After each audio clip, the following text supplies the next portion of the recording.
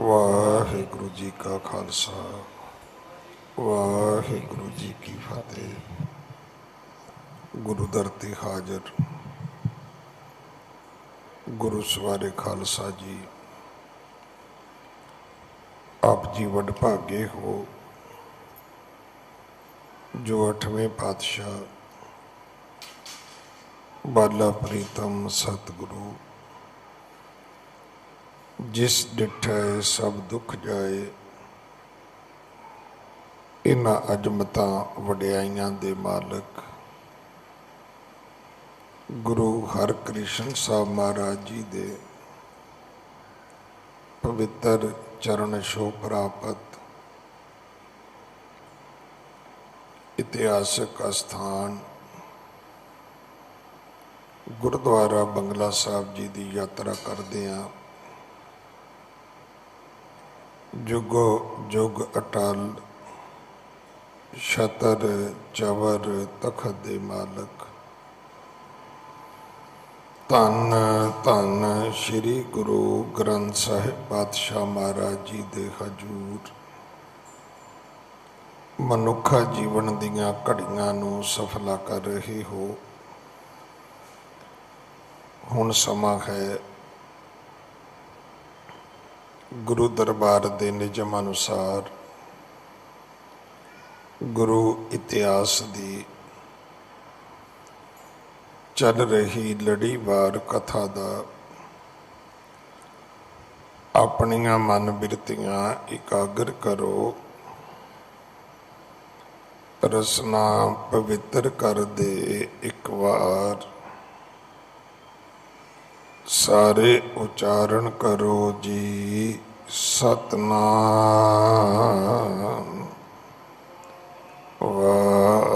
वाहिगुरु जी।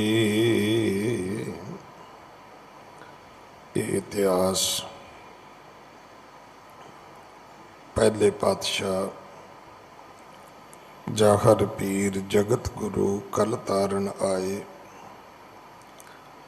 श्री गुरु नानक देव महाराज जी का है। प्रसंग है सतगुरु जी का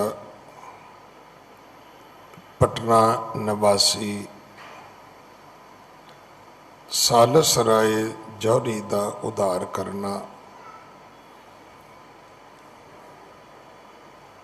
जिथे गुरु कलगीधर पिता जी का आगमन होया, जन्म होया, तह प्रकाश हमारा भयो, पटना शहर बिखै भव लहियो।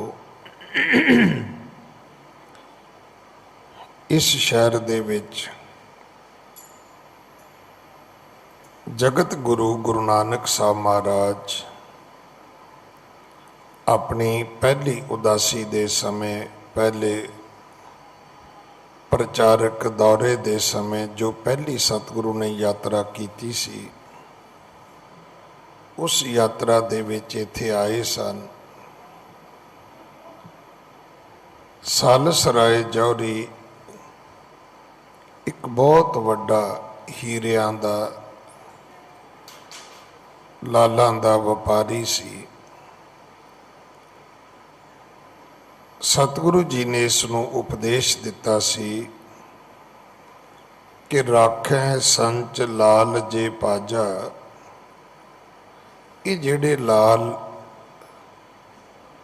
सालस राय तू इकट्ठे कीते ने ये झूठे ने। तिन ते सारे ना एको कज, कि ये तेरी भुख मिटा सकते ने, कि ये तेरी सर्दी मिटा सकते ने।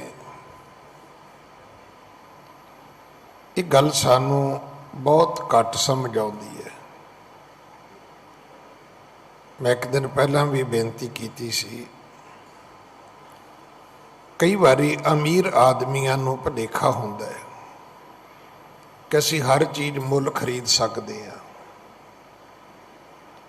मुल तुसीं अखां खरीद सकते हो, अखां दी जोत नहीं। ਮੁੱਲ ਤੁਸੀਂ ਬੈੱਡ ਖਰੀਦ ਸਕਦੇ ਹੋ, ਨੀਂਦਰ ਨਹੀਂ। ਪੈਸਾ ਬਹੁਤ ਕੁਝ ਹੈ, ਸਭ ਕੁਝ ਨਹੀਂ। ਨਹੀਂ ਤਾਂ ਸਾਰੇ ਸੁੱਖ, ਸਾਰੇ ਖੁਸ਼ੀਆਂ ਖੇੜੇ ਕੇਵਲ ਅਮੀਰਾਂ ਦੀ ਕੋਠੀ ਵਿੱਚ ਹੋਣੇ ਸਨ।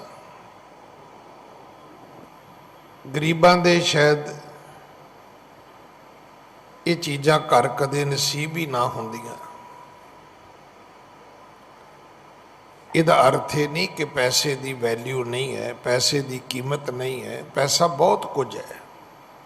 परसु परसा परसराम माया के 3 नाम।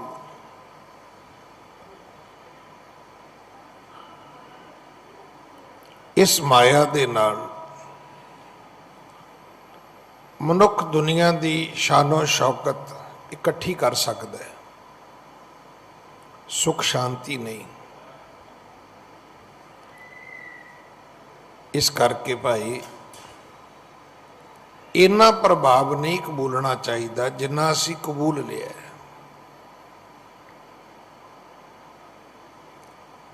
सालस राय जौहरी नूं गुरु नानक साहब ने समझाया कि वेख पाहन जात सवश पिख राखत कर हंकार शाह निज भाखत। पत्थरां दियां वखरियां वखरियां जातियां अपने कोल रख के शाहूकार ते राजे कहंदे ने भी असी दुनिया विच अमीर हाँ।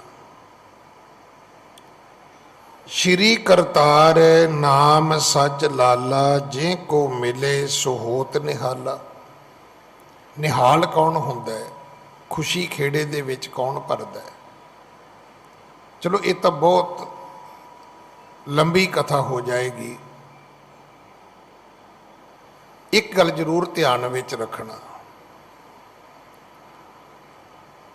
और इनू अपनी जिंदगी विच तुसी परखना भी है। जिस दिन तुसी किसी गरीब नू दे के आओगे, किसी दी मदद करके आओगे, तुसी उस दिन अपनी मन की अवस्था नू पढ़ना। जिस दिन तुसी कुछ लैके आओगे उस दिन की मन की अवस्था नू पढ़ना। और जिस दिन तुसी लैके आओगे पर वो तुहाडा हक नहीं होएगा, किसी का हक मार के लैके आओगे, उस दिन की फिर अवस्था नू वेखना। सब कुछ पाके भी तुहाडे अंदर एक तनाव होएगा, एक अजीब टेंशन जी होएगी। और तुहाडी घरवाली तुहाडे बच्चे तुहानूं पुछणगे भी गल की है। हुण गल की, गल तो सीधी है भी गल समान किसी का चुक के अपने घर ले आंदा है। पराई अमान क्यों रखी है, ये गुरबाणी की पंक्ति है। जे लिखनी तो लिख लो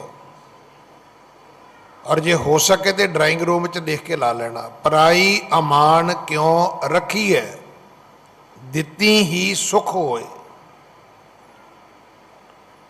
जदों तुसी किसी दी चीज़ किसी नूं मोड़ के आओगे, जो सुख तुहानूं उदन मिलेगा वो किसी दी चीज़ घर लिया के नहीं मिलेगा।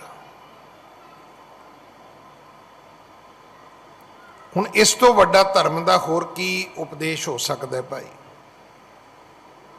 सारी दुनिया भजी फिरदी है सुख शांति सुख शांति, पर किथे है? किते भी नहीं है। दुनिया के किसी भी कोने में चले जाना तुहानूं ये 2 चीज़ां किते नहीं मिलणगियां। ये जदों भी तुहानूं मिलणगियां ये गुरु की संगत विचों मिलणगियां, ये सेवा विचों मिलणगियां, ये तुहानूं गुरबाणी दे पाठ विचों मिलणगियां। ये तुहानूं दुनिया दे विच किसी थां ते होर नहीं मिलणगियां। गुरु नानक दे पिता जी ने समझाया, सालसराय जौहरी ने मन बना लिया कि मैं इस गुरु की जिहड़ी चरण शरण है वो ग्रहण करनी है। देखो साडे तो ते फैसला ही नहीं हो रहा भी असीं गुरु ग्रंथ साहब दे लड़ लगना है कि नहीं लगना। मैनू खिमा करना, मैं ते बड़े कौड़े शब्द ने, साडा गुरुद्वारे विच आवागमन है, तुसीं समझदे हो ना। कई बच्चों का स्कूलों विच आवागमन हुंदा है पर वो कदे 12 जमातां पास नहीं करते। कॉलेजां विच यूनीवर्सिटियां विच कई स्टूडेंटां का आवागमन ही हुंदा है, वो 15-15 सालों तो होस्टल 'च ही बैठे हुंदे ने। नहीं तो जिथे असी आउने आ ना रोज इस दर ते तां चरण शरण गुर एक पैंडा जाए, चल सतगुर कोट पैंडा आगे होए लेत है। भावनी भगत भाए कौडी अगर भाग राखै, ताहे गुर सर्ब निधान दान देत है। ਲੱਖਾਂ ਕਰੋੜਾਂ ਦੇ ਦਾਨ ਦੀ ਤਾਂ ਲੋੜ ਹੀ ਨਹੀਂ ਹੈਗੀ। ਕਦੇ ਪਿਆਰ ਵਿੱਚ 2 ਕੌਡੀਆਂ ਮੱਥਾ ਟੇਕਿਓ, ਜੇ ਭਾ ਗਈਆਂ ਕੁੱਲ ਦੁਨੀਆ ਦੇ ਖਜ਼ਾਨੇ ਉਹਦੇ ਬਦਲੇ ਵਿੱਚ ਗੁਰੂ ਤੁਹਾਨੂੰ ਦੇ ਦੇਗਾ। ਅਸੀਂ ਤੁਰਦੇ ਹੀ ਨਹੀਂ ਉਸ ਪਾਸੇ, ਅਸੀਂ ਤੇ ਮਾਇਆ ਛਣਕਾਉਂਦੇ ਆਉਂਦੇ ਆ। ਤੁਸੀਂ ਕਈਆਂ ਨੂੰ ਵੇਖਿਆ ਹੋਏਗਾ, ਪਹਿਲਾਂ 100 ਦਾ ਨੋਟ ਕੱਢਣਗੇ, फिर वो खरगोश के कन वांग उन्होंने सीधा करते तुरे आउणगे भी टीवी 'च फोटो आ गई कि नहीं आ गई। भला तू किनू विखाउणा चाहुंदा है? दुनिया नूं? दुनिया तो पुछ के वेख, दुनिया तेरे बारे की कहती। कहती इहदे कोले 2 नंबर के पैसे ने। ते किनू गुरु नूं विखाउणा चाहुंदा है? गुरु नूं तो पहले ही पता भी 1 नंबर का बेईमान है, वो तो अंतरजामी है, तो भले बुरे की पीर पछानत। असी किनू कहना चाहुंदे आ? अगर ये भुलेखा होवे ना दुनिया की मान इज्जत का, शोहरत का, तो कदे घर च सुते होने का बहाना बना के ना कदे अपने घरदियां दियां ही गल्लां सुन लियो, सारे पोतड़े फरोल देणगे तुहाडे। बस इको ही गल जिहड़ी वो साडे काम आई जाती भी दुनिया मूर्ख है। मूर्ख दे बड़े अर्थ ने, पर एक जिहड़ा मैं सुनिया सी किसी वेले छोटे हुंदिया बजुर्ग दे कोलों, मैनूं वो ज़्यादा चंगा लगदा है। वो कहंदा सी हैगे मूँह रख, भी अगले दे मूँह ते कुछ नहीं कहना, मगरों छड्डना कुछ नहीं। जदों मूँह ते आ गया बल्ले बल्ले बल्ले, भाई साहब तुहाडे वर्गा तो कोई है ही नहीं। तो जो माड़ा जिहा परन हो गया कहंदा जी इहदे वर्गा माड़ा बंदा कोई नहीं। असीं हैगे मूँह रख, मैं तुहाडा मूँह रखी जाना, तुसीं मेरा मूँह रखी जाने, इहदे नाल की फर्क पैण लगा है? चंगी गल है तुसीं मैनूं मेरी गलती दसो, मैं तुहानूं तुहाडी गलती दसां, अपना दोवां दा ही सुधार हो जाएगा। तुसीं मैनूं बल्ले बल्ले करी जाने हो, मैं तुहानूं शावा शावा करी जाना, तुसीं मैनूं काजी कही जाने हो, मैं तुहानूं मुल्ला मुल्ला कही जाना, की फर्क पवेगा? इहदे नाल कोई फर्क नहीं पैंदा। सालसराय जौहरी ने फैसला कर लिया कि मैं गुरु नानक दी जिहड़ी चरण शरण है मैं हुण उसनूं प्राप्त करना है, मैं उसका त्याग नहीं करना। फैसला कर लिया। मैं कल भी बेनती की सी, डिसीजन मेकर बनो। मड़ियां पूजणियां पूजो जाके, की फर्क पैंदा? कबरां पूजणियां कबरां पूज लो। तुसी हैमोपैथी खानी है, एलोपैथी खानी है, तुसी कोई आयुर्वैदिक दवाई खानी है, कोई टोटके वरतने ने घर च जवैन तवे ते भुन के खानी है, तो खाओ जी सदके, तुहाडा शरीर है, बनाओ लैबोरेटरी जिन्नी बनाउणी है। पर एक फैसला तो कर लो ना भी तुसी ट्रीटमेंट किहड़ा करना है।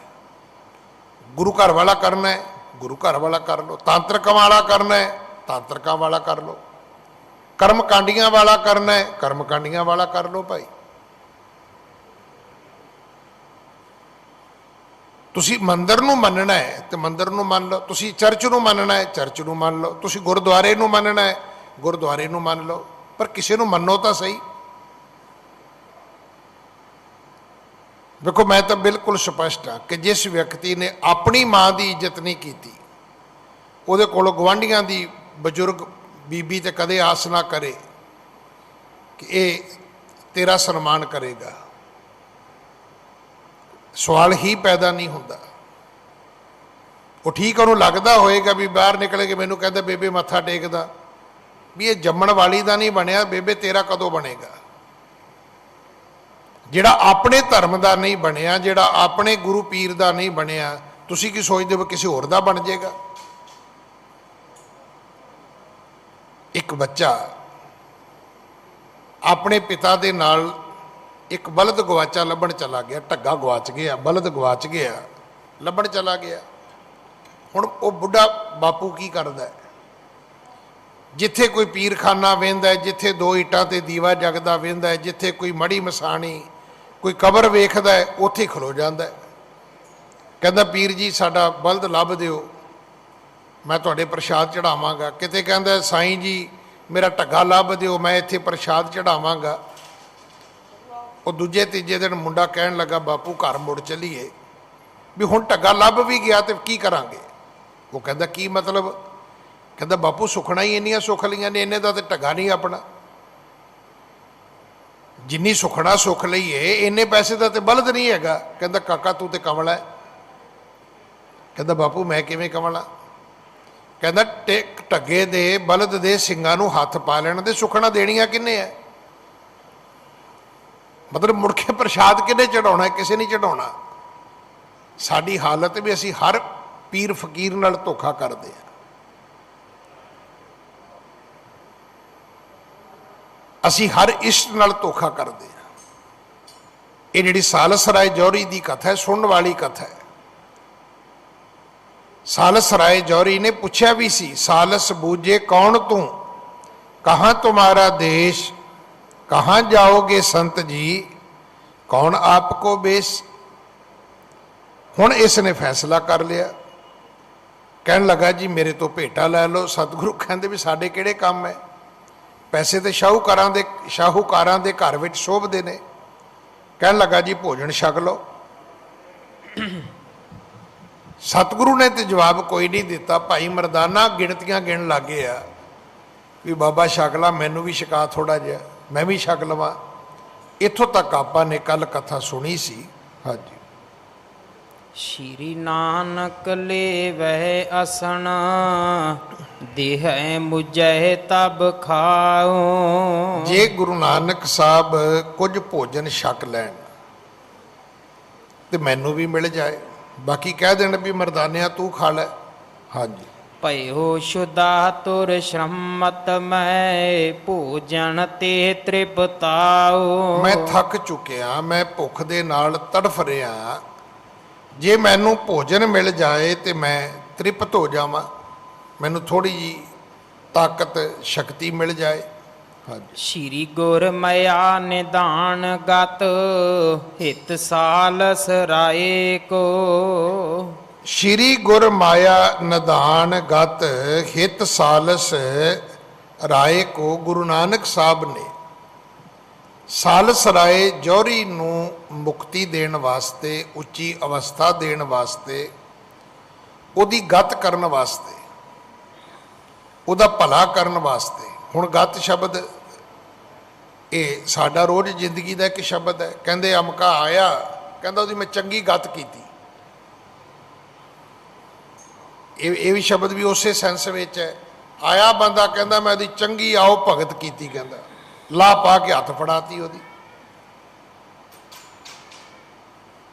ਗਤ ਦਾ ਅਰਥ ਹੈ ਉਹਦੀ ਅਵਸਥਾ ਨੂੰ ਠੀਕ ਕਰਨਾ। ਹੁਣ ਉਹ ਕਿਸ ਰੂਪ ਚ ਕਰਨਾ, ਇਹ ਤਾਂ ਹੁਣ ਅਗਲੇ ਵਿਅਕਤੀ ਤੇ ਨਿਰਭਰ ਹੈ। ਗੁਰੂ ਨਾਨਕ ਦੇ ਪਿਤਾ ਚਾਹੁੰਦੇ ਨੇ ਸਾਲਸ ਰਾਏ ਦੀ ਉੱਚੀ ਅਵਸਥਾ ਬਣੇ, ਉਹਦੀ ਗਤ ਜਿਹੜੀ ਹੈ ਉੱਚੀ ਹੋਵੇ, ਮੁਕਤੀ ਦਾ ਅਧਿਕਾਰੀ ਬਣੇ। ਹਾਂਜੀ। ਕੀਨੋ ਸ਼ਬਦ ਬਖਾਨ ਭੋਜਨ ਕੇ ਪਰਥਾਏ ਪਰ। ਇੱਥੇ ਸਤਿਗੁਰੂ ਜੀ ਨੇ ਸਾਲਸਰਾਏ ਜੌਹਰੀ ਨੂੰ ਉਪਦੇਸ਼ ਦਿੱਤਾ। ਹਾਂਜੀ। ਪ੍ਰੀਤ ਪਕਾਵਣ ਸੁਭੋਜਨ ਕਹੀਐ ਲੁਚਾ ਲੋਚਾ ਪੂਰੀ। ਮਠਿਆਈ ਮੁਖ ਹਰ ਹਰ ਬੋਲੇ ਤਾਂ ਮਨ ਰਹਿ ਹਜੂਰੇ। ਤੂੰ ਸਾਲਸ ਤੂੰ ਭਾਈ ਮੇਰੇ ਸਮਝ ਪਰੀ ਤਾਂ ਹੋਏ ਨ ਬੇਰੇ। ਮੇਵਾ ਮਿਲਨ ਤੁਮਾਰਾ ਕਹੀਐ ਸਤ ਕੇ ਬਾਗੇ ਜੋੜੇ। ਖਾਵਣ ਖਾਏ ਅਕਾਵੈ ਸੋਈ ਜਿਉ ਬਿਖ ਤੇ ਮਨੂਆ ਮੋੜੇ। ਇਹ ਸ਼ਬਦ ਗੁਰੂ ਗ੍ਰੰਥ ਸਾਹਿਬ ਦੇ ਵਿੱਚ ਨਹੀਂ ਹੈਗਾ, ਇਤਿਹਾਸ ਦੇ ਵਿੱਚ, ਇਸ ਇਤਿਹਾਸ ਦੀ ਪੋਥੀ ਦੇ ਵਿੱਚ ਹੈਗਾ। ਸਤਿਗੁਰੂ ਕਹਿਣ ਲੱਗੇ ਪ੍ਰੀਤ ਪਕਵਾਨ ਜੋ ਭੋਜਨ ਕਹੀ ਹੈ, ਲੂਚੀ ਲੋਚਾ ਪੂਰੀ। ਮਠਿਆਈ ਮੁਖ ਹਰ ਹਰ ਬੋਲੇ ਤਾਂ ਮਨ ਰਹਿ ਹਜੂਰੀ। ਪਕਵਾਨ ਕੀ ਹੈ, ਮਠਿਆਈ ਕੀ ਹੈ? ਫਿਰ ਐ ਸਾਲਸਰਾਏ ਜੌਹਰੀ ਸੁਣ। ਮੇਵਾ ਕੀ ਹੈ? ਮੇਵਾ ਤੇ ਉਸ ਪ੍ਰਮਾਤਮਾ ਦਾ ਮਿਲਣਾ ਹੈ ਭਾਈ। ਤੇ ਜੇ ਕੋਈ ਇਸ ਤਰ੍ਹਾਂ ਦਾ ਭੋਜਨ ਖਾ ਲਵੇ ਜਿਹੜਾ ਪਰਮੇਸ਼ਰ ਦੇ ਨਾਮ ਵਾਲਾ ਹੈ, ਤੋ ਆਪਣੇ ਜੀਵਨ ਦੇ ਵਿੱਚ ਤ੍ਰਿਪਤ ਹੋ ਸਕਦਾ ਹੈ। ਹਾਂਜੀ। ਸਾਲਸਰਾਏ ਸੰਗ ਜੋ ਦਾਸੂ ਸੁਣ ਬਚਨ ਨਿਰਮਲ ਭਾ ਮਨ ਆਸੂ। ਸਾਲਸਰਾਏ ਦਾ ਜਿਹੜਾ ਸੇਵਕ ਸੀ ਉਹ ਉਹਦੇ ਨਾਲ ਸੀ। ਅਸਲ ਵਿੱਚ ਉਹੀ ਲੰਗਰ ਭੋਜਨ ਚੁੱਕ ਕੇ ਲਿਆਇਆ ਸੀ ਘਰੋਂ। ਜਿਹੜੀ ਵਾਰਤਾਲਾਪ ਹੋ ਰਹੀ ਹੈ, ਜਿਹੜਾ ਆਪਸ ਵਿੱਚ ਵਿਚਾਰਾਂ ਦਾ ਆਦਾਨ ਪ੍ਰਦਾਨ, ਉਹ ਗੁਰੂ ਨਾਨਕ ਸਾਹਿਬ ਦਾ ਤੇ ਸਾਲਸਰਾਏ ਜੌਹਰੀ ਦਾ ਹੈ। ਮਰਦਾਨਾ ਚੁੱਪ ਕਰਕੇ ਬੈਠਾ ਉਹ ਤੇ ਕਹਿੰਦਾ ਮੈਨੂੰ ਭੋਜਨ ਮਿਲ ਜਾਏ, ਮੇਰੀ ਭੁੱਖ ਮਿਟ ਜਾਏ। ਸਾਲਸਰਾਏ ਜੌਹਰੀ ਦਾ ਨੌਕਰ ਜਿਹੜਾ ਉਹ ਬੜਾ ਸ਼ਾਂਤ ਚਿੱਤ ਸੁਣ ਰਿਹਾ ਹੈ, ਪਰ ਉਹਦੇ ਉੱਤੇ ਗੁਰੂ ਨਾਨਕ ਦੀ ਐਸੀ ਮਿਹਰ ਵਰਤੀ ਹੈ। ਸਾਲਸਰਾਏ ਸੰਗ ਜੋ ਦਾਸੂ ਸੁਣ ਬਚ ਨਿਰਮਲ ਭਾ ਮਨ ਆਸੂ। ਉਹਦਾ ਤੇ ਮਨ ਪਵਿੱਤਰ ਹੋ ਗਿਆ। ਐਸੀ ਗੁਰੂ ਦੀ ਕਲਾ ਵਰਤੀ ਹੈ ਕਿ ਗੁਰੂ ਨਾਨਕ ਸਾਹਿਬ ਪਿਤਾ ਦੀ ਮਿਹਰ ਦਾ ਪਾਤਰ ਸਾਲਸਰਾਏ ਜੌਹਰੀ ਤੋਂ ਪਹਿਲਾਂ ਉਹਦਾ ਸੇਵਕ ਬਣ ਗਿਆ। ਹਾਂਜੀ। ਪਦ ਬੰਧਨ ਕੀਨੀ ਅਸ਼ਟਾਂਗਾ ਸ਼ਰਨ ਸ਼ਰਨ ਕਹਿ ਪਰਾਸ ਭਾਗਾ। ਉਸ ਨੇ ਗੁਰੂ ਨਾਨਕ ਦੇ ਪਿਤਾ ਮਹਾਰਾਜ ਨੂੰ ਅਸ਼ਟਾਂਗ ਬੰਦਨਾ ਕੀਤੀ ਹੈ। ਸਤਿਗੁਰੂ ਪਿਤਾ ਜੀ ਨੂੰ ਡੰਡੌਤ ਬੰਦਨਾ ਕੀਤੀ ਹੈ। ਅਸ਼ਟ ਸਰੀਰ ਦੇ 8 ਅੰਗ ਧਰਤੀ ਤੇ ਲਾ ਕੇ ਜਦੋਂ ਮੱਥਾ ਟੇਕਦੇ ਹੋ ਉਹਨੂੰ ਅਸ਼ਟਾਂਗ ਕਹਿੰਦੇ ਨੇ। ਹੁਣ ਇਦਾਂ ਜਦੋਂ ਉਸਨੇ ਮੱਥਾ ਟੇਕਿਆ ਫਿਰ ਆਖਿਆ ਸ਼ਰਨ ਸ਼ਰਨ ਕਹਿ ਪਰਾ ਸੁਭਾਗਾ। ਕਹਿਣ ਲੱਗਾ ਜੀ ਮੈਂ ਤੁਹਾਡੀ ਸ਼ਰਨ ਆ, ਮੇਰਾ ਤੁਹਾਡੇ ਬਿਨਾ ਕੋਈ ਨਹੀਂ ਹੈ, ਮੈਨੂੰ ਕੇਵਲ ਤੇ ਕੇਵਲ ਤੁਹਾਡਾ ਆਸਰਾ ਹੈ। ਹਾਂਜੀ। ਤੁਮ ਪਰਮੇਸ਼ਰ ਜਾਣੇ ਮੋਹੀ ਦੀਨ ਦਇਆਲ ਨਾਮ ਹੈ ਤੋਹੀ। ਤੁਸੀਂ ਦੀਨਾ ਤੇ ਦਇਆ ਕਰਨ ਵਾਲੇ ਹੋ ਤੇ ਤੁਹਾਡਾ ਹੀ ਨਾਮ ਪਰਮੇਸ਼ਰ ਹੈ। ਮੈਨੂੰ ਸਮਝ ਆ ਗਈ। ਅਗਰ ਕੋਈ ਧਰਤੀ ਤੇ ਰੱਬ ਹੈ, ਕੋਈ ਪ੍ਰਮਾਤਮਾ ਹੈ ਤਾਂ ਨਾਨਕ ਜੀ ਉਹ ਤੁਸੀਂ ਹੋ। ਹਾਂਜੀ। ਜਗਤ ਅਗਨ ਤੇ ਜਲਤ ਉਬਾਰੋ ਆਪਨ ਨਾਮ ਕੋ ਬਿਰਦ ਸੰਭਾਰੋ। ਆਖਿਆ ਜਗਤ ਅਗਨੀ ਦੇ ਵਿੱਚ ਸੜ ਰਿਹਾ ਹੈ, ਤੁਸੀਂ ਇਸ ਨੂੰ ਬਚਾਓ, ਆਪਣੇ ਨਾਮ ਦਾ ਬਿਰਦ ਸੰਭਾਲੋ, ਕਿਉਂਕਿ ਤੁਸੀਂ ਆਏ ਸੰਸਾਰ ਦਾ ਉਧਾਰ ਕਰਨ ਵਾਸਤੇ ਹੋ। ਹਾਂਜੀ। ਸੁਣ ਕਰ ਤਹਿ ਪਰ ਗੁਰੂ ਪਰ ਸੀਜੇ ਜਨਮ ਮਰਨ ਜਗ ਕੇ ਕੱਟ ਦੀਜੇ। ਗੁਰੂ ਨਾਨਕ ਦੇ ਪਿਤਾ ਜੀ ਸੁਣ ਕਰ ਤਿਹ ਪਰ ਗੁਰੂ ਪਰਸੀਜੇ ਜਨਮ ਮਰਨ ਜਗ ਕੇ ਕੱਟ ਦੀਜੇ। ਕਹਿਣ ਲੱਗਾ ਮਹਾਰਾਜ ਕਿਰਪਾ ਕਰੋ, ਜੇ ਤਰੁੱਠੇ ਹੋ ਤੇ ਮੇਰੇ ਜਨਮ ਮਰਨ ਵਾਲੇ ਗੇੜ ਕੱਟ ਦਿਓ। ਜਨਮ ਮਰਨ ਵਾਲੇ ਜਿਹੜੇ ਚੱਕਰ ਨੇ, ਬੰਧਨ ਨੇ, ਮੈਨੂੰ ਇਹਨਾਂ ਤੋਂ ਮੁਕਤ ਕਰ ਦਿਓ। ਹਾਂਜੀ। ਪੌੜੀ ਅਪਰ ਸ਼ਬਦ ਕੀ ਭਾਖੀ, ਜਹ ਸੁਨ ਸ਼ਾਹ ਪਇਓ ਗਤ ਕਾਖੀ। ਪੌੜੀ ਅਪਰ ਸ਼ਬਦ ਕੀ ਭਾਖੀ, ਇੱਥੇ ਫਿਰ ਗੁਰੂ ਨਾਨਕ ਦੇ ਪਿਤਾ ਜੀ ਮੁੜ ਉਪਦੇਸ਼ ਕਰਦੇ ਨੇ। ਹਾਂਜੀ। ਊਤਮ ਜਨਮ ਸੁਸਾਕਤ ਕਹੀਐ, ਨੀਚ ਨਰਾਇਣ ਪਾਇਆ। ਲੋਭ ਲਹਿਰ ਤੇ ਛੂਟੇ ਤੇਈ, ਜਿਨ ਸਾਧ ਸੰਗ ਗੁਣ ਗਾਇਆ। ਸੁਨ ਸਾਲਸ ਇਹੋ ਗੋਲਾ ਤੇਰਾ, ਆਪ ਨਰਾਇਣ ਮਾਨਾ। ਨਾਨਕ ਭਗਤਾਂ ਸੰਗ ਮਿਲਾਇਆ, ਊਚੇ ਪਦ ਠਹਿਰਾਨਾ। ਸਤਿਗੁਰੂ ਕਹਿਣ ਲੱਗੇ, ਸਾਲਸ ਰਾਏ, ਊਤਮ ਜਨਮ ਸੋ ਸਾਕਤ ਕਹੀਐ, ਨੀਚ ਨਰਾਇਣ ਪਾਇਆ। ਹੋਵੇ ਬੰਦਾ ਸਾਕਤ, ਨੀਚ ਹੋਵੇ, ਪਰ ਜੇ ਉਹ ਪਰਮਾਤਮਾ ਦੀ ਪ੍ਰਾਪਤੀ ਕਰ ਲਵੇ ਤੇ ਉਹ ਵੀ ਉੱਤਮ ਹੈ। ਇਹ ਜ਼ਰੂਰੀ ਨਹੀਂ ਕਿ ਬ੍ਰਾਹਮਣ ਦੇ ਘਰ ਜਨਮ ਹੋਣਾ ਚਾਹੀਦਾ ਹੈ। ਨੀਚ ਜਾਤ ਹਰ ਜਪਤਿਆਂ, ਊਤਮ ਪਦਵੀ ਪਾਏ। ਨੀਵੀਂ ਜਾਤੀ ਦੇ ਵਿੱਚ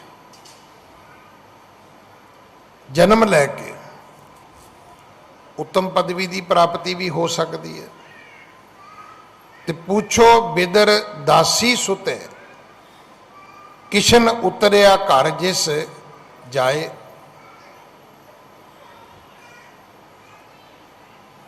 ਹੁਣ ਬਿਦਰ ਕੌਣ ਹੈ? ਉਹ ਦਾਸੀ ਸੁਤ ਹੈ, ਘਰ ਦੀ ਨੁਕਰਾਨੀ ਤੋਂ ਪੈਦਾ ਹੋਇਆ ਬੱਚਾ ਹੈ। ਪਰ ਸ਼੍ਰੀ ਕ੍ਰਿਸ਼ਨ ਜੀ ਉਹਦੇ ਘਰ ਰਾਤ ਰਹੇ ਨੇ ਜਾ ਕੇ, ਦੁਰਯੋਧਨ ਦੇ ਘਰ ਤਾਂ ਗਏ ਨਹੀਂ। ਭਗਤ ਕਬੀਰ ਜੀ ਨੇ ਬਚਨ ਵੀ ਉਚਾਰੇ ਹੈ ਕਿ ਰਾਜਨ ਕਵਣ ਤੁਮਾਰੇ ਆਵੇ, ਐਸੋ ਭਾਉ ਬਿਦਰ ਕੋ ਦੇਖਿਓ, ਉਹ ਗਰੀਬ ਮੋਹਿ ਭਾਵੈ। ਲੋਭ ਲਹਿਰ ਤੇ ਛੂਟੇ ਤੇ ਹੀ, ਜਿਨ ਸਾਧ ਸੰਗ ਗੁਣ ਗਾਇਆ। ਲੋਭ ਦੀ ਲਹਿਰ ਤੋਂ ਕੌਣ ਬਚ ਸਕਦਾ ਹੈ? ਜਿਹੜਾ ਗੁਰਮੁਖਾਂ ਵਿੱਚ, ਸੰਤਾਂ ਵਿੱਚ, ਸਾਧੂਆਂ ਵਿੱਚ ਬੈਠ ਕੇ ਰੱਬ ਦੇ ਗੁਣ ਗਾਏਗਾ। ਨਹੀਂ ਤੇ ਜਿਸ ਦੁਨੀਆ ਵਿੱਚ ਅਸੀਂ ਫਿਰਦੇ ਹਾਂ ਨਾ, ਉੱਥੇ ਤੇ ਪੁੱਛਿਆ ਹੀ ਇਹ ਜਾਂਦਾ, ਤੇਰਾ ਪੈਕੇਜ ਕਿੰਨਾ? ਉਹ ਕਹਿੰਦਾ ਤੇਰਾ ਪੈਕੇਜ ਕਿੰਨਾ? ਪੁੱਛੋ ਕਰਨਾ ਕੀ ਹੈ? ਇਸ ਪੈਕੇਜ ਵਾਲਿਆਂ ਤੋਂ ਅਗਲੀ ਗੱਲ ਵੀ ਪੁੱਛਿਆ ਕਰੋ ਵੀ ਤੇਰਾ ਮਾਂ ਪਿਓ ਕਿੱਥੇ ਹੈ, ਤੇਰਾ ਪਤੀ ਪਤਨੀ ਕਿੱਥੇ, ਤੇਰੇ ਬੱਚੇ ਕਿੱਥੇ ਨੇ, ਤੂੰ ਕਿੱਥੇ ਹੈ? ਪੈਕੇਜ ਹੀ ਪੈਕੇਜ ਹੈ, ਬਾਕੀ ਸਭ ਕੁਝ ਗਵਾ ਚੁੱਕੇ ਨੇ ਲੋਕ। ਇੱਕ ਪੈਕੇਜ ਹੀ ਰਹਿ ਗਿਆ ਹੈ, ਕਿਉਂਕਿ ਸਕੂਲਿੰਗ ਹੀ ਐਸੀ ਹੈ, ਉਹ ਪੜ੍ਹਾਈ ਐਸੀ ਹੈ। ਅਸੀਂ ਜਿਨ੍ਹਾਂ ਯੂਨੀਵਰਸਿਟੀਆਂ ਦੇ ਮਗਰ ਫਿਰਦੇ ਹਾਂ, ਉੱਥੇ ਕੀ ਪੜ੍ਹਾਇਆ ਜਾਂਦਾ ਹੈ? ਮੈਂ ਤਾਂ ਰੋਜ਼ ਬੇਨਤੀ ਕਰਦਾ ਵੀ ਗੁਰਦੁਆਰੇ ਤੋਂ ਵਧੀਆ ਸਕੂਲ ਤੇ ਗੁਰਦੁਆਰੇ ਤੋਂ ਵਧੀਆ ਕੋਈ ਹਸਪੀਟਲ ਹੋ ਹੀ ਨਹੀਂ ਸਕਦਾ। ਗੁਰਦੁਆਰੇ ਤੋਂ ਵਧੀਆ ਕੋਈ ਯੂਨੀਵਰਸਿਟੀ ਨਹੀਂ ਹੋ ਸਕਦੀ। ਗੁਰਦੁਆਰੇ ਤੋਂ ਵੱਡਾ ਕੋਈ ਆਲ ਇੰਡੀਆ ਮੈਡੀਕਲ ਨਹੀਂ ਹੋ ਸਕਦਾ ਭਾਈ। ਜਾਓ ਪੁੱਛੋ ਜਾ ਕੇ ਉਹਨਾਂ ਨੂੰ ਵੀ ਕਾਮ, ਕ੍ਰੋਧ, ਲੋਭ, ਮੋਹ, ਹੰਕਾਰ ਦਾ ਕੋਈ ਇੰਜੈਕਸ਼ਨ ਹੈ ਤੁਹਾਡੇ ਕੋਲੇ? ਅਗਰ ਨਿੰਦਿਆ ਚੁਗਲੀ ਕਰਨ ਦੀ ਆਦਤ ਪੈ ਜਾਏ, ਪਰਾਈ ਤਾਤ ਮਨ ਵਿੱਚ ਭਰ ਜਾਏ, ਕੋਈ ਇਹਦਾ ਇਲਾਜ ਹੈ ਕਿਸੇ ਕੋਲੇ? ਮਨੁੱਖ ਲਾਏ ਤਬਾਰੀ ਖਾਣੀ ਸ਼ੁਰੂ ਕਰ ਦੇਵੇ ਤੇ ਇਹਦਾ ਕੋਈ ਟ੍ਰੀਟਮੈਂਟ ਹੈ ਕੋਈ ਦੁਨੀਆ 'ਚ? ਕਿਤੇ ਵੀ ਨਹੀਂ ਹੈਗਾ। ਇੱਧਰ ਦੀ ਗੱਲ ਉੱਧਰ ਕਰਨੀ, ਉੱਧਰ ਦੀ ਗੱਲ ਇੱਧਰ ਕਰਨੀ। ਦੱਸੋ ਕਿਹੜੀ ਮੈਡੀਸਨ ਹੈ? ਕੋਈ ਹੈਮੋਪੈਥੀ 'ਚ ਹੋਵੇ, ਕੋਈ ਐਲੋਪੈਥੀ 'ਚ ਹੋਵੇ, ਕੋਈ ਹੈ ਇਲਾਜ ਕਿਤੇ? ਕੋਈ ਇਲਾਜ ਨਹੀਂ ਹੈਗਾ। ਕੋਈ ਸਾਰੀ ਦੁਨੀਆ ਕੈਂਸਰ ਨਾਲ ਤੇ ਦੁਖੀ ਨਹੀਂ ਹੈਗੀ। ਕਿੰਨੇ ਲੋਕਾਂ ਨੂੰ ਕੈਂਸਰ ਹੋਏਗੀ? ਸਾਰੀ ਦੁਨੀਆ ਸ਼ੂਗਰ ਨਾਲ ਦੁਖੀ ਨਹੀਂ ਹੈਗੀ। ਸਾਰੀ ਦੁਨੀਆ ਬਲੱਡ ਪ੍ਰੈਸ਼ਰ ਨਾਲ ਦੁਖੀ ਨਹੀਂ ਹੈਗੀ। ਜੇ ਇਹ ਬਿਮਾਰੀਆਂ ਨਾਲ ਸਾਰੀ ਦੁਨੀਆ ਦੁਖੀ ਨਹੀਂ ਹੈਗੀ ਤੇ ਗੁਰੂ ਨਾਨਕ ਸਾਹਿਬ ਦਾ ਬਚਨ ਤੇ ਠੀਕ ਹੈ, ਉਹ ਤੇ ਕਹਿੰਦੇ ਨਾਨਕ ਦੁਖੀਆ ਸਭ ਸੰਸਾਰ। ਬਿਮਾਰੀਆਂ ਓਨੀਆਂ ਲੋਕਾਂ ਨੂੰ ਨਹੀਂ ਹੈਗੀਆਂ ਜਿੰਨੇ ਲੋਕ ਦੁਖੀ ਹੈਗੇ ਨੇ।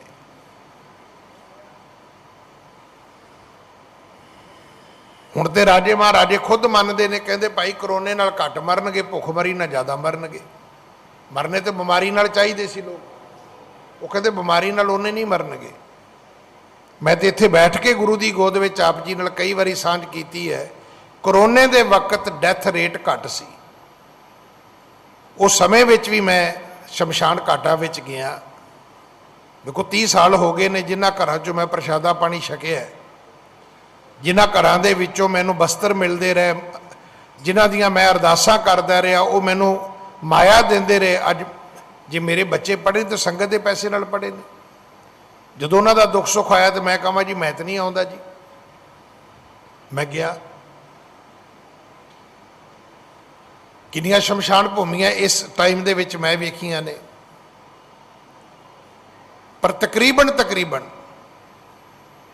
ਉੱਥੇ ਜਾ ਕੇ ਕੀ ਵੇਖੀਦਾ ਸੀ ਵੀ ਸਾਰਾ ਸ਼ਮਸ਼ਾਨ ਘਾਟ ਖਾਲੀ ਹੈ। ਕੋਈ ਇੱਕ ਅੱਧੀ ਡੈੱਡ ਬੋਡੀ ਇੱਥੇ ਸੜ ਰਹੀ ਹੈ, ਇੱਕ ਅੱਧੀ ਉੱਥੇ ਸੜ ਰਹੀ ਹੈ ਬਸ,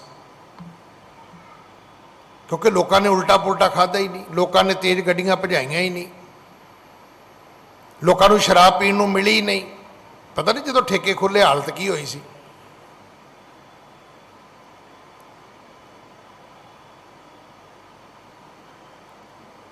ਧਰਮ ਨੂੰ ਸਮਝਣ ਦੀ ਲੋੜ ਹੈ। ਧਰਮ ਇਹ ਗੱਲ ਕਹਿੰਦਾ ਕਿ ਬੰਦਿਆ ਇੰਨੀਆਂ ਲੋੜਾਂ ਨਹੀਂ ਤੇਰੀਆਂ ਜਿੰਨੇ ਸ਼ੌਕ ਨੇ ਤੇਰੇ, ਇੰਨੀਆਂ ਲੋੜਾਂ ਨਹੀਂ ਤੇਰੀਆਂ ਜਿੰਨੀਆਂ ਵਾਸ਼ਨਾਵਾਂ ਨੇ, ਜਿੰਨੇ ਕਾਬੋਰਡ ਅਸੀਂ ਕੱਪੜਿਆਂ ਦੇ ਬਣਾ ਲਏ ਨੇ ਘਰ ਵਿੱਚ, ਕਿ ਤੁਸੀਂ ਇੰਨੇ ਕੱਪੜੇ ਪਾ ਸਕਦੇ ਹੋ? ਨਹੀਂ ਪਾ ਸਕਦੇ।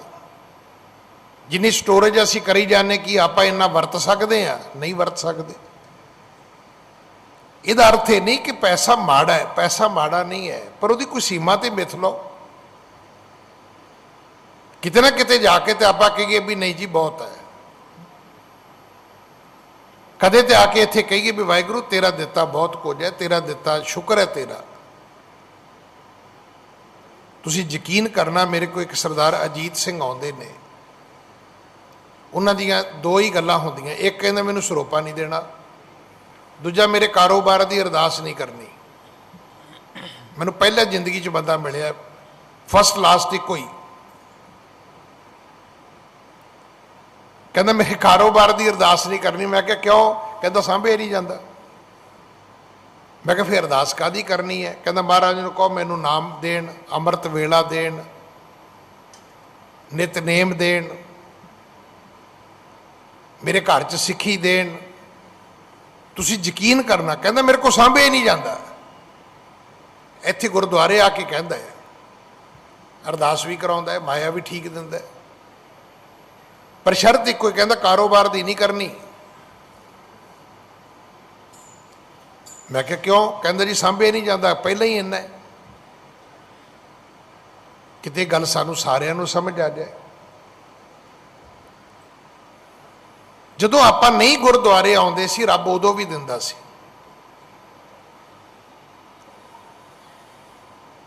ਬਾਰ ਬਵਸਥਾ ਤੁਝੇ ਪਿਆਰੇ दूध। ਅੱਜ ਕਿਸੇ ਨੂੰ ਪੁੱਛ ਲਓ, ਕਹਿੰਦੇ ਜੀ ਦੁੱਧ ਬੜਾ ਮਹਿੰਗਾ ਹੈ। ਤੇ ਕਵਲਿਆ ਜਦੋਂ ਤੂੰ ਖੱਟਣ ਕਮਾਉਣ ਜੋਗਾ ਨਹੀਂ ਸੀ, ਤੈਨੂੰ ਫ੍ਰੀ ਮਿਲਦਾ ਸੀ। ਹੈ ਕੋਈ ਇੱਦਾਂ ਦਾ ਰੱਬ ਧਰਤੀ ਤੇ ਦੂਸਰਾ ਜਿਹਦੀ ਤੂੰ ਪੂਜਾ ਕਰਨੀ ਹੈ? ਜਦੋਂ ਤੂੰ ਖੱਟਣ ਕਮਾਉਣ ਜੋਗਾ ਨਹੀਂ ਸੀ, ਰੱਬ ਨੇ ਤੈਨੂੰ ਦੁੱਧ ਦਿੱਤਾ ਹੈ। ਹੁਣ ਖੱਟਣ ਕਮਾਉਣ ਜੋਗਾ ਹੋਇਆ ਤੇ ਜਿੱਥੇ ਬਹਿ ਜਾਓ ਕਹਿੰਦੇ ਜੀ ਦੁੱਧ ਨੂੰ ਤੇ ਅੱਗ ਹੀ ਲੱਗ ਗਈ ਹੈ, ਦੁੱਧ ਤੇ ਮਹਿੰਗਾ ਹੀ ਬੜਾ ਹੋ ਗਿਆ। ਉਹ ਤੂੰ ਲੱਖਾਂ ਰੁਪਈਆ ਕਮਾਉਣਾ ਹੈ ਤੇ ਤੈਨੂੰ 20 30 40 50 ਰੁਪਈਏ ਦੁੱਧ ਕੀ ਕਹਿੰਦਾ? ਕੁਛ ਨਹੀਂ ਹੈਗਾ। ਜਦੋਂ ਇਸ ਕਥਾ ਨੂੰ ਆਪਾਂ ਸੁਣਨਾ ਹੈ ਨਾ, ਸੁਣ ਸਾਲਸ ਲੋਭ ਲਹਿਰ ਤੇ ਛੂਟੇ ਤੇਈ, ਜਿਨ ਸਾਧ ਸੰਗ ਗੁਣ ਗਾਇਆ। ਸਾਲਸ ਰਾਏ ਤੂੰ ਜੋਰੀ ਹੈ। ਸਤਿਗੁਰੂ ਜੀ ਨੂੰ ਪਤਾ ਸੀ ਜੇ ਇਹਦੀ ਸੁਰਤੀ ਬਿਰਤੀ ਅਜੇ ਵੀ ਲਾਲਾਂ ਵਿੱਚ ਜਵਾਹਰਾਤਾਂ ਵਿੱਚ ਰਹੀ ਤੇ ਇਹ ਭਗਤੀ ਵਾਲੇ ਪਾਸੇ ਤੁਰ ਹੀ ਨਹੀਂ ਪਾਏਗਾ। ਸੁਣ ਸਾਲਸ ਇਹ ਗੋਲਾ ਤੇਰਾ, ਆਪ ਨਾਰਾਇਣ ਮਾਨਾ, ਨਾਨਕ ਭਗਤਾਂ ਸੰਗ ਮਿਲਾਇਆ, ਉੱਚੇ ਪਦ ਠਹਿਰਾਨਾ। ਸਤਿਗੁਰੂ ਕਹਿਣ ਲੱਗੇ ਸਾਲਸ ਰਾਏ ਤੈਨੂੰ ਕਿੰਨਾ ਚਿਰ ਹੋ ਗਿਆ ਸਾਡੇ ਨਾਲ ਬਹਿਸ ਮੁਬਾਸਾ ਕਰਦੇ ਆ? ਪਰ ਤੇਰੇ ਨਾਲੋਂ ਤਾਂ ਤੇਰਾ ਨੌਕਰ ਚੰਗਾ ਨਿਕਲਿਆ। ਉਹ ਤੇ ਕਹਿੰਦਾ ਜੀ ਨਾਨਕ ਜੀ ਮੈਂ ਤੇ ਤੁਹਾਨੂੰ ਹੀ ਰੱਬ ਮੰਨਦਾ। ਤੇ ਵੇਖ ਇਹਦੇ ਤੇ ਕਿੱਡੀ ਕਿਰਪਾ ਹੋਈ ਹੈ। ਭਗਤਾਂ ਸੰਗ ਮਿਲਾਇਆ।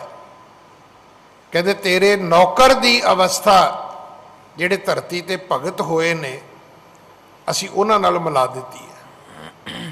ਤੇਰਾ ਨੌਕਰ ਹੋਣ ਦੇ ਬਾਵਜੂਦ ਇਹਦੀ ਗਤ ਜਿਹੜੀ ਹੈ, ਇਹਦੀ ਅਵਸਥਾ ਜਿਹੜੀ ਹੈ ਉਹ ਭਗਤਾਂ ਵਾਲੀ ਹੋ ਗਈ ਹੈ। ਹਾਂਜੀ। ਸੁਣ ਕਰ ਸਾਲਸ ਹਿਰਦੈ ਵਿਚਾਰਾ, ਸ਼੍ਰੀ ਪਰਮੇਸ਼ਰ ਇਹ ਅਵਤਾਰਾ। ਹੁਣ ਸਾਲਸ ਰਾਏ ਜੌਹਰੀ ਨੂੰ ਵਿਸ਼ਵਾਸ ਹੋ ਗਿਆ ਕਿ ਇਹੀ ਪਰਮੇਸ਼ਰ ਹੈ, ਇਹੀ ਪਰਮੇਸ਼ਰ ਦਾ ਅਵਤਾਰ ਹੈ। ਹਾਂਜੀ। ਜਿਨ ਕੇ ਬਚਨ ਦਾਸ ਦੁਖ ਆਸੂ, ਕੀ ਨਾ ਨਿਕੰਦਨ ਦਏ ਸੁਖ ਰਾਸੂ। ਜਿਨ੍ਹਾਂ ਨੇ ਮੇਰੇ ਨੌਕਰ ਨੂੰ, ਮੇਰੇ ਦਾਸ ਨੂੰ, ਮੇਰੇ ਸੇਵਕ ਨੂੰ ਏਡੀ ਛੇਤੀ ਸੁਖ ਦੇ ਦਿੱਤੇ ਨੇ, ਏਡੀ ਛੇਤੀ ਉਹਨਾਂ ਨੇ ਪਰਮ ਅਵਸਥਾ ਬਖਸ਼ ਦਿੱਤੀ ਹੈ। ਹਾਂਜੀ। ਹੋਏ ਦੀਨ ਮਨ ਮਾਨ ਤਜ, ਬੰਦੇ ਪਦ ਅਰਬਿੰਦ। ਹੁਣ ਉਹਨੇ ਦੀਨ ਹੋ ਕੇ ਮਾਣ ਛੱਡ ਕੇ ਮੱਥਾ ਟੇਕਿਆ। ਕੋਈ ਹੰਕਾਰ ਨਹੀਂ। ਗੁਰੂ ਕੋਲ ਆਉਣ ਦੀ ਇੱਕ ਵਿਧੀ ਹੈ, ਉਹ ਭੱਟ ਕੀਰਤ ਨੇ ਸਾਨੂੰ ਦੱਸੀ ਹੈ ਕਿ ਜਦੋਂ ਆਉਣਾ ਹੈ ਇੱਕੋ ਗੱਲ ਕਹਿਣੀ ਕਿ ਹਮ ਅਵਗੁਣ ਭਰੇ, ਏਕ ਗੁਣ ਨਾਹੀ, ਅੰਮ੍ਰਿਤ ਛਾੜ, ਬਿਖੇ ਬਿਖ ਖਾਹੀ, ਮਾਇਆ ਮੋਹ ਭਰਮ ਪੈ ਭੂਲੇ, ਸੁਤ ਦਾਰਾ ਸਿਉ ਪ੍ਰੀਤ ਲਗਾਏ। ਮੰਨਣਾ ਹੈ। ਸਾਲਸ ਰਾਏ ਜੌਹਰੀ ਨੂੰ ਸਮਝ ਆ ਗਈ। ਹੋਏ ਦੀਨ ਮਨ ਮਾਣ ਤਜ, ਬੰਦੇ ਪਦ ਅਰਬਿੰਦ। ਹੁਣ ਗੁਰੂ ਦੇ ਚਰਨ ਉਸਨੇ ਪਕੜ ਲਏ। ਉਹ ਜਿਹੜਾ ਜੌਹਰੀ ਵਾਲਾ ਮਾਣ ਸੀ, ਮੇਰੇ ਕੋਲ ਹੀਰੇ ਮੋਤੀ ਬੜੇ ਨੇ, ਮੇਰੇ ਕੋਲ ਧਨ ਬੜਾ ਹੈ, ਮੇਰਾ ਪਰਿਵਾਰ ਬੜਾ ਵੱਡਾ ਹੈ, ਮੈਂ ਬੜੇ ਵੱਡੇ ਕਬੀਲੇ ਦਾ ਸਰਦਾਰ ਹਾਂ, ਇਹ ਸਾਰੀਆਂ ਚੀਜ਼ਾਂ ਰੁਕਾਵਟ ਨੇ ਪਾਈ। ਇਹਨਾਂ ਨੂੰ ਛੱਡੋਗੇ ਤਾਂ ਪਰਮਾਤਮਾ ਦਾ ਮਿਲਾਪ ਹੋਏਗਾ। ਹੁਣ ਸਿੱਖ ਮਰਿਆਦਾ ਦੇ ਵਿੱਚ ਇੱਕ ਵਕਤ ਆਉਂਦਾ ਜਦੋਂ ਬੱਚੀ ਤੇ ਬੱਚੇ ਦਾ ਵਿਆਹ ਹੁੰਦਾ ਹੈ, ਤੇ ਸਾਡੀ ਇੱਕ ਮਰਿਆਦਾ ਹੈ ਕਿ ਬੱਚੀ ਦਾ ਪਿਤਾ ਬੱਚੇ ਦਾ ਪੱਲਾ ਬੱਚੀ ਨੂੰ ਪਕੜਾਉਂਦਾ ਹੈ। ਉੱਥੇ ਇੱਕ ਸ਼ਬਦ ਪੜਿਆ ਜਾਂਦਾ ਹੈ, ਉਹ ਸ਼ਬਦ ਬੜਾ ਭਾਵਪੂਰਤ ਹੈ। ਉਹ ਹੈ ਕਿ ਉਸਤਤ ਨਿੰਦਾ ਨਾਨਕ ਜੀ ਕਰੋ ਕਿਰਪਾ। ਮੇਰੇ ਨਾਲ ਬੋਲੋਗੇ ਤੁਹਾਨੂੰ ਪਤਾ ਲੱਗ ਜਾਏਗਾ, ਨਹੀਂ ਤਾਂ ਤੁਹਾਨੂੰ ਇਹ ਲੱਗਣਾ ਵੀ ਇਹ ਤੇ ਪੱਲੇ ਦਾ ਸ਼ਬਦ ਹੈ। ਪੱਲੇ ਦਾ ਸ਼ਬਦ ਨਹੀਂ, ਇਹ ਤੁਹਾਡਾ ਸ਼ਬਦ ਹੈ ਤੇ ਮੇਰਾ ਸ਼ਬਦ ਹੈ। ਉਸਤਤ ਨਿੰਦਾ ਨਾਨਕ ਜੀ ਮੈਂ ਹੱਬ ਵਜਾਈ, ਛੋੜਿਆ ਹੱਬ ਕਿਛ ਤਿਆਗੀ, ਮੈਂ ਸਭ ਕੁਝ ਛੱਡ ਦਿੱਤਾ। ਤੇ ਫਿਰ ਕੀ ਕੀਤਾ? ਸਭੇ ਸਾਕ ਕੁੜਾਵੇ ਡਿੱਠੇ, ਤੋ ਪੱਲੇ ਤੈਂਡੇ ਲਾਗੀ। ਇਹ 4-5 ਗੱਲਾਂ ਦਾ ਕੋਰਮ ਉਸ ਲੜਕੀ ਨੇ ਪੂਰਾ ਕੀਤਾ। ਕਿਹੜੀ ਲੜਕੀ? ਜਿਹੜੀ ਲੜਕੀ ਜਿਸ ਘਰ ਵਿੱਚ ਪੈਦਾ ਹੋਈ ਸੀ, ਪਿਤਾ ਰੋਜ਼ ਕਹਿੰਦਾ ਸੀ, ਮਾਂ ਰੋਜ਼ ਕਹਿੰਦੀ ਸੀ, ਧੀਏ ਤੂੰ ਅਗਲੇ ਘਰ ਜਾਣਾ ਹੈ। ਵੱਡੀ ਹੋਈ ਤੇ ਭਰਾਵਾਂ ਨੇ ਵੀ ਕਹਿਣਾ ਸ਼ੁਰੂ ਕਰ ਦਿੱਤਾ ਵੀ ਤੂੰ ਰੋਜ਼ ਲੜਦੀ ਹੈ ਮੇਰੇ ਨਾਲ, ਵੇਖ ਲੈ ਫਿਰ ਜਦੋਂ ਤੂੰ ਗਈ ਤੇ ਮੈਂ ਤੈਨੂੰ ਮਿਲਣ ਨਹੀਂ ਆਉਣਾ। ਜਦੋਂ ਭੈਣ ਭਰਾ ਆਪਸ ਵਿੱਚ ਲੜਦੇ ਨੇ, ਉਹ ਹਮੇਸ਼ਾ ਭਰਾ ਕਹਿੰਦਾ ਹੈ, ਕਹਿੰਦਾ ਤੂੰ ਇੱਕ ਵਾਰੀ ਜਾ ਸੀ ਸਹੁਰੇ, ਮੈਂ ਤੈਨੂੰ ਮੁੜ ਕੇ ਘਰ ਹੀ ਨਹੀਂ ਵੜਨ ਦੇਣਾ। ਹਾਲਾਂਕਿ ਇਹ ਇੱਕ ਮਿੱਠਾ ਦਰਦ ਹੈ। ਭੈਣ ਤੁਰਦੀ ਹੈ ਤੇ ਜਿੰਨਾ ਦੁੱਖ ਭਰਾ ਨੂੰ ਹੁੰਦਾ ਕਿਸੇ ਹੋਰ ਨੂੰ ਥੋੜਾ ਹੋ ਸਕਦਾ, ਤੇ ਜਿੰਨੀ ਭਰਾ ਦੀ ਸੁੱਖ ਭੈਣ ਨੇ ਮੰਗ ਲੈਣੀ ਕਿਸੇ ਹੋਰ ਨੇ ਥੋੜਾ ਮੰਗ ਲੈਣੀ ਹੈ। ਪਰ ਕੁਝ ਗੱਲਾਂ ਅਸੀਂ ਜਿਹੜੀਆਂ ਰੋਜ਼ ਬੋਲਦੇ ਆ, ਜਿਸ ਘਰ ਵਿੱਚ ਪੈਦਾ ਹੋਈ उस घर दे हक परस्ती की गल कदे समाज की दावेदारी च मैं नहीं वेखी, पर कुड़ी ने पल्ला फड़ लिया, लावां हो गई, अजे बरात तुरी नहीं। मुंडे वालिया ने कार मंग ली, स्कूटर मंग लिया, मोटरसाइकिल मंग लिया, लड़ाई हो गई, अगलिया ने पुलिस बुला ली। हुण सारी जिहड़ी बरात है वह ठाणे बैठी है, डोली तुरी नहीं। एक पल्ला फड़न की मर्यादा पूरी की कुड़ी ने। अगर लड़की का बाप अड़ जाए ना तो लड़के की अद्धी प्रॉपर्टी कुड़ी घर बैठी लै सकती है, क्योंकि उन्हें क्या, वो कहती मैं हब्बे साग कुड़ावे डिठे तो पल्ले तैंडे लागी। उस्तत निंदा नानक जी मैं हब वंझाई, छोड़िया हब किछ त्यागी। उन्हें अलानिया वो जिहड़ा शब्द है वह भाव यही है, वो शब्द की भावना यह है कि बच्ची कह रही है कि मैं सब कुछ छड्ड दिता, मैं तुहाडा पल्ला फड़न लगी हाँ। जदों पल्ला फड़िया सारे हक हकूक मिल गए उसनूं।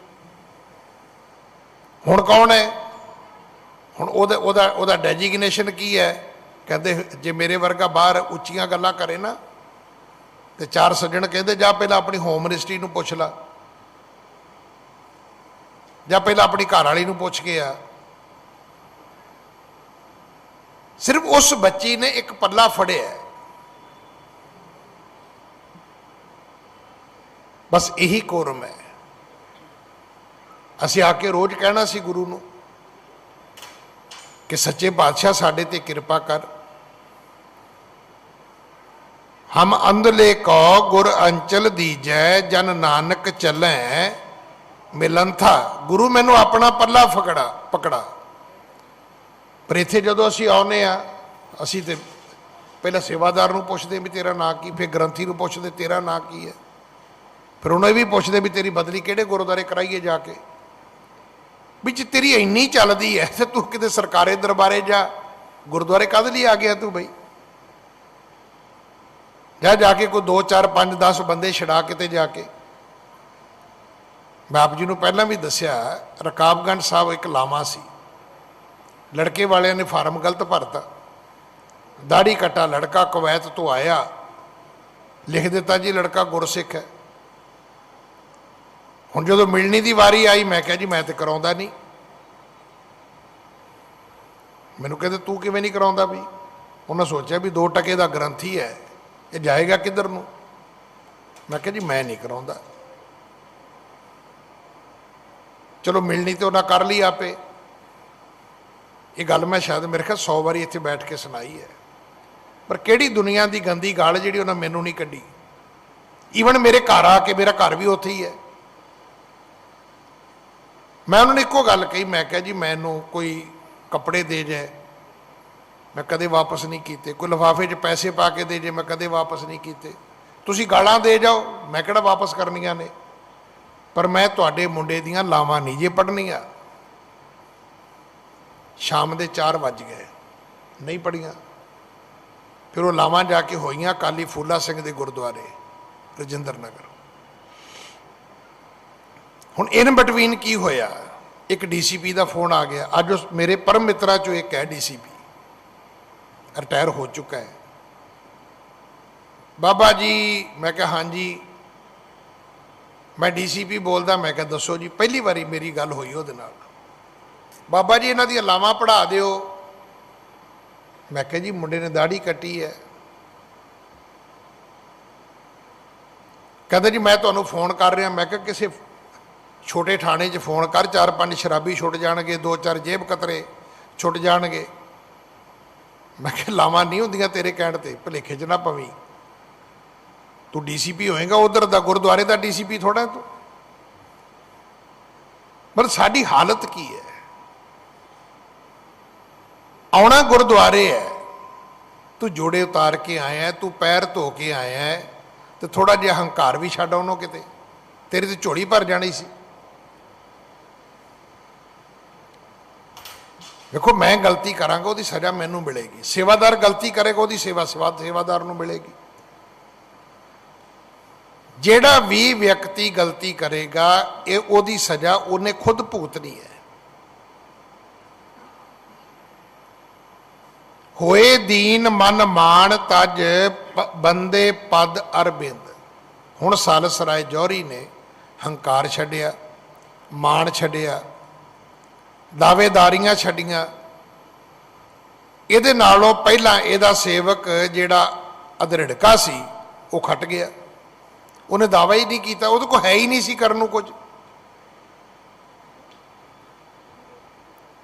ਜਿਹੜੀ ਮੈਂ ਪਹਿਲਾਂ ਬੇਨਤੀ ਕੀਤੀ ਹੈ ਵੀ ਪੁੱਛੋ ਬਿਦਰ ਦਾਸੀ ਸੁਤੈ ਕਿਸ਼ਨ ਉਤਰਿਆ ਘਰ ਜਿਸ ਜਾਏ।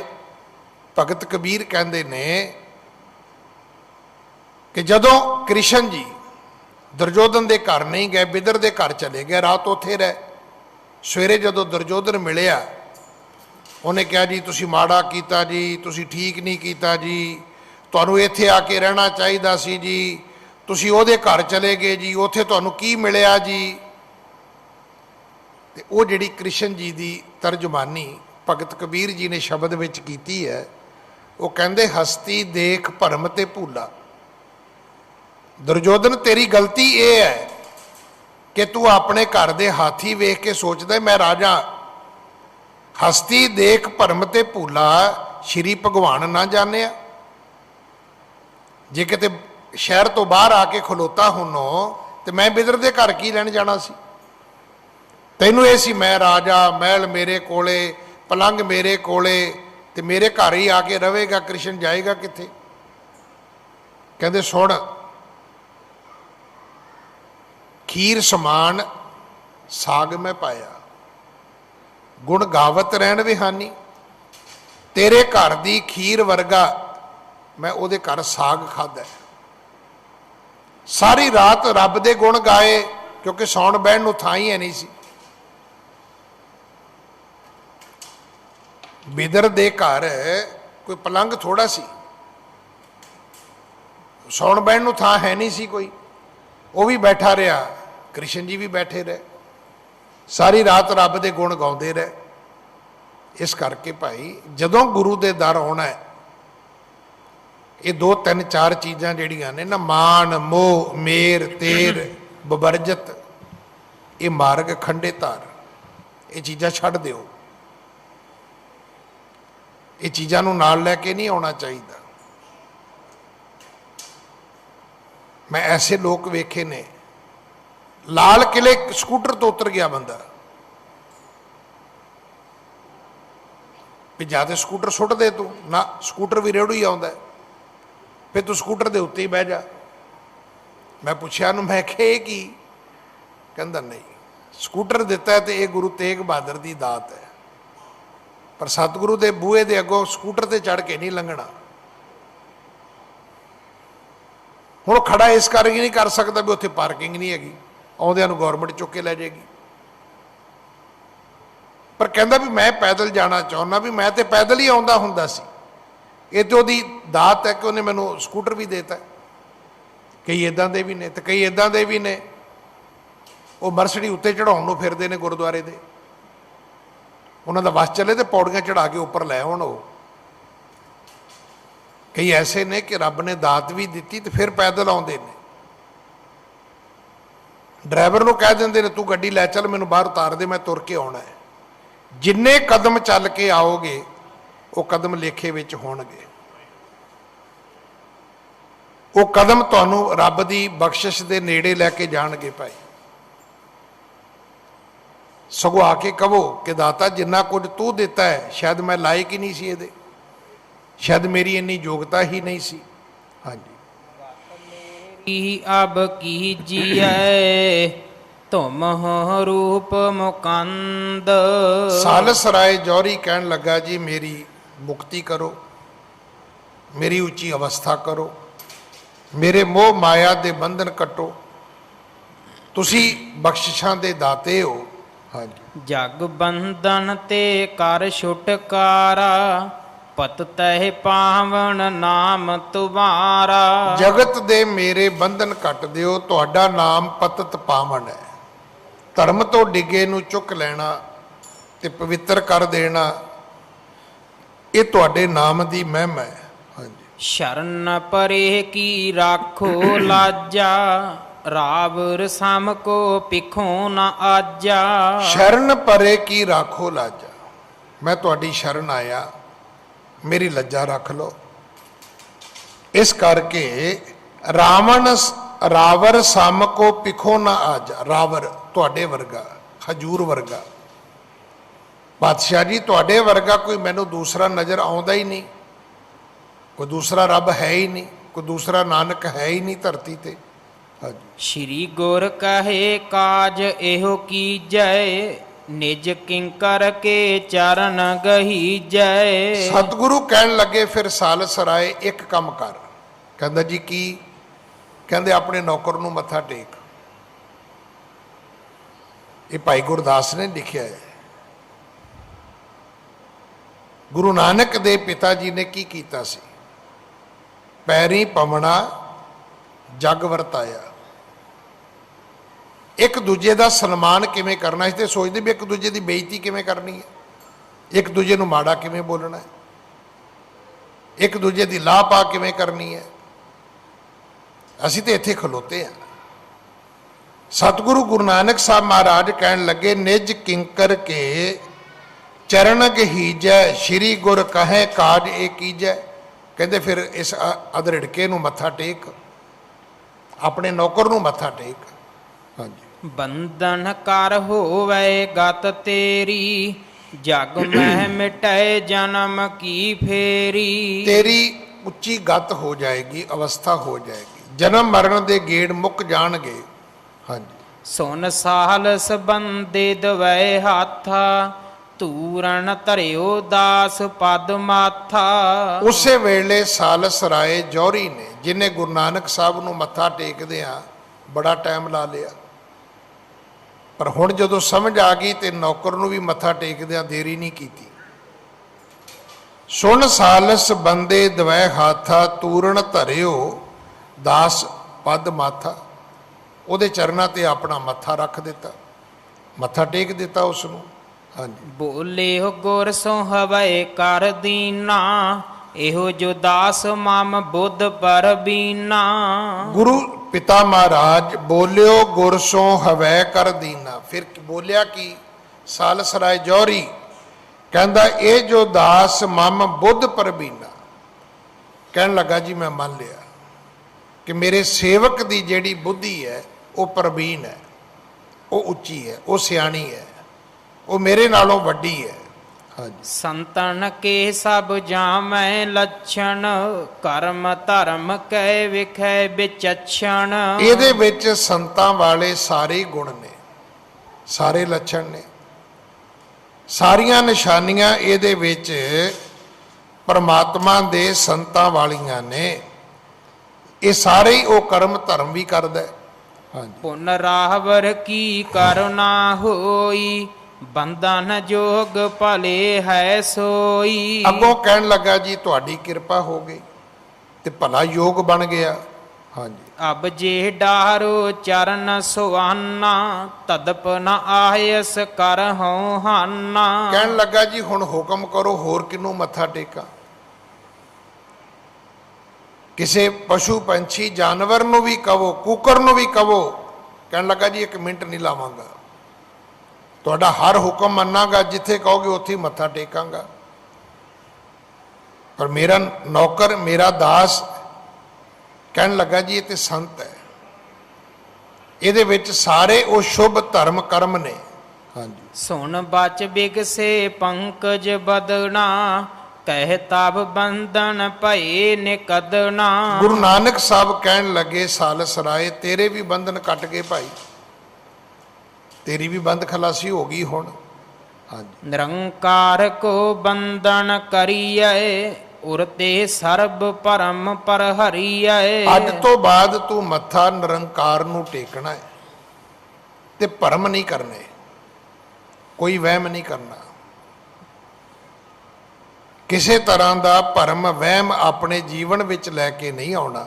ਹਾਂਜੀ, ਸੁਨ ਸਾਲਸ ਕੀਨੀ ਅਸ਼ਟਾਂਗਾ, ਉਸਤਤ ਭਣਹੀ ਮਨ ਅਨਰਾਗਾ। ਫਿਰ ਜਿਵੇਂ ਅਧਰਿੜਕੇ ਨੇ ਗੁਰੂ ਨਾਨਕ ਸਾਹਿਬ ਨੂੰ ਅਸ਼ਟਾਂਗ ਮੱਥਾ ਟੇਕਿਆ ਸੀ, ਡੰਡੌਤ ਕੀਤੀ ਸੀ। ਸਾਲਸ ਰਾਏ ਜੌਹਰੀ ਨੇ ਵੀ ਕੀਤੀ ਹੈ। ਅੱਜ ਸਮਾਂ ਸਮਾਪਤ ਹੈ। ਸਤਿਗੁਰੂ ਕਿਰਪਾ ਕਰਨ। ਅਗਲੀ ਕਥਾ ਆਪਾਂ ਕੱਲ ਗੁਰੂ ਕੀ ਗੋਦ ਵਿੱਚ ਬੈਠ ਕੇ ਸੁਣੀਏ। ਭਾਵ ਇੰਨਾ ਹੀ ਸੀ ਕਥਾ ਨੂੰ ਰੋਕਣ ਦਾ ਕਿ ਜਦੋਂ ਗੁਰਦੁਆਰੇ ਆਉਣਾ ਹੈ ਉਦੋਂ ਕੇਵਲ ਜੋੜੇ ਉਤਾਰ ਦੇਣੇ, ਜਰਾਬਾਂ ਉਤਾਰ ਦੇਣੀਆਂ, ਪੈਰ ਧੋ ਲੈਣੇ, ਸਿਰ ਢੱਕ ਲੈਣਾ, ਇਹ ਕੁਝ ਗੁਰਦੁਆਰੇ ਦੀਆਂ ਮਰਿਆਦਾ ਨੇ। ਜੇ ਰੱਬ ਦੇ ਘਰ ਤੱਕ ਜਾਣਾ ਹੈ ਤੇ ਇਹਦੇ ਤੋਂ ਅੱਗੇ ਵੀ ਕੁਝ ਅਸੂਲ ਨੇ। ਕੋਸ਼ਿਸ਼ ਕਰੀਏ ਕਿ ਅਸੀਂ ਆਪਣੇ ਭਾਵ ਨੂੰ ਜਤਾਈਏ ਨਾ, ਜਣਾਈਏ ਨਾ। ਜੇ ਉਹਦੇ ਦਰ ਤੋਂ ਝੋਲੀ ਭਰਨੀ ਹੈ ਤੇ ਉਹੀ ਇੱਕ ਤਰੀਕਾ ਹੈ ਕਿ ਮਾਲਕ ਫਿਰ ਸਾਨੂੰ ਆਪਣੇ ਨਾਲ ਮਿਲਾ ਲੈਂਦਾ ਹੈ। ਭੁੱਲਾਂ ਬਖਸ਼ੋ ਜੀ, ਫਤਿਹ ਬੁਲਾਓ। ਵਾਹਿਗੁਰੂ ਜੀ ਕਾ ਖਾਲਸਾ, ਵਾਹਿਗੁਰੂ ਜੀ ਕੀ ਫਤਿਹ।